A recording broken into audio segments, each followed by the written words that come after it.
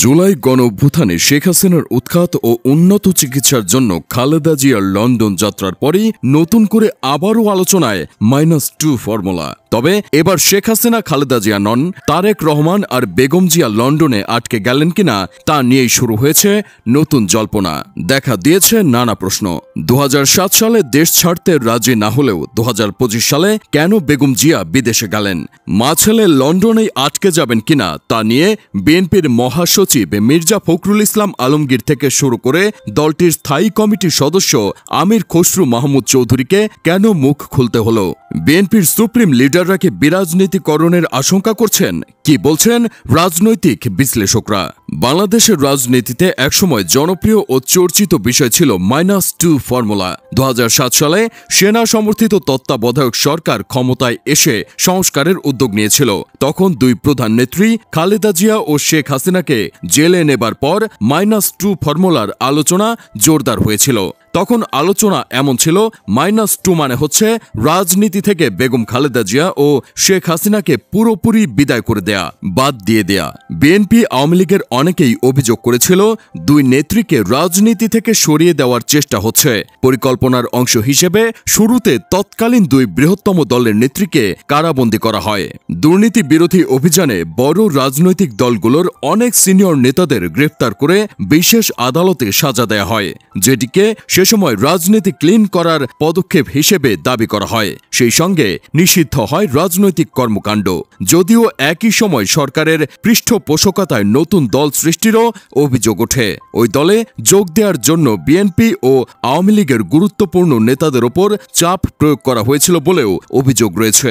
কোনো কোনো ক্ষেত্রে রাজনীতিবিদরা যেন নির্বাচনে অংশ নিতে না পারেন সে লক্ষ্যে দ্রুত বিচার আদালতে মামলা দায়ের, আটক ও বিচারে প্রভাব সৃষ্টি করা হয়। চাপ থাকলেও সে সময় দেশত্যাগে রাজি হননি খালেদা জিয়া। পুরোটা সময় জেলবন্দি থেকে নিজ দলের রাজনীতিকে রক্ষা করার চেষ্টা চালিয়েছিলেন তিনি।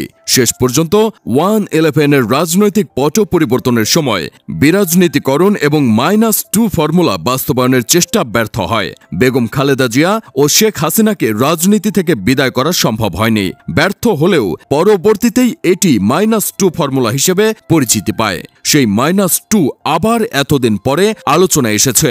জুলাই গণঅভ্যুত্থানে আওয়ামী লীগ ও এর নেত্রী শেখ হাসিনা উৎখাত হয়ে দেশ ছাড়তে বাধ্য হয়েছেন। এরপর থেকে বিএনপি দ্রুততম সময়ে নির্বাচন দাবি করে আসছে, কিন্তু সরকারের দিক থেকে বারবারই গুরুত্ব দেওয়া হচ্ছে সংস্কার কর্মসূচি বাস্তবায়নের ওপর।